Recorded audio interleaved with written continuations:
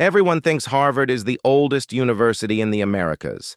Founded in 1636, Ivy League prestige, the standard of academic excellence, except there's a university in Mexico that's almost 100 years older, the Royal and Pontifical University of Mexico, founded in 1551.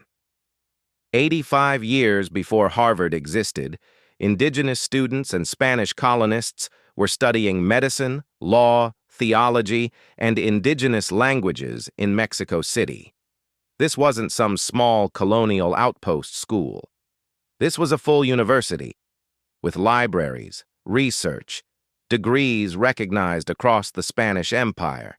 They were teaching Nahuatl as an academic language, translating Aztec medical texts, combining European and indigenous knowledge systems. While the Pilgrims were still trying to survive winters in Massachusetts, Mexican scholars were writing treatises on astronomy and publishing books. But here's what makes this even more incredible. That university still exists. It's now called UNAM, the National Autonomous University of Mexico. It's one of the largest universities in Latin America. Over 350,000 students. World-class research.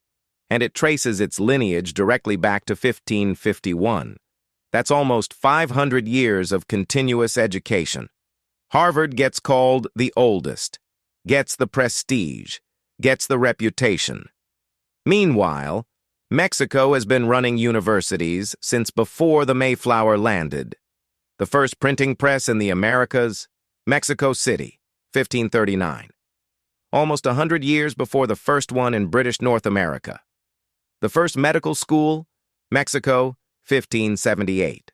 The first library, Mexico, 1534. But the narrative you learned in school made it seem like civilization arrived with the English colonists. The truth is, Mexico was already building institutions of higher learning while the 13 colonies were barely surviving. Academic excellence didn't travel north. It was already here. And it's still here. UNAM is ranked among the top universities globally, 5 centuries of scholarship, and most people don't even know it exists. That's not an accident. That's erasure by omission. Mexico didn't need Europe to teach it how to build universities.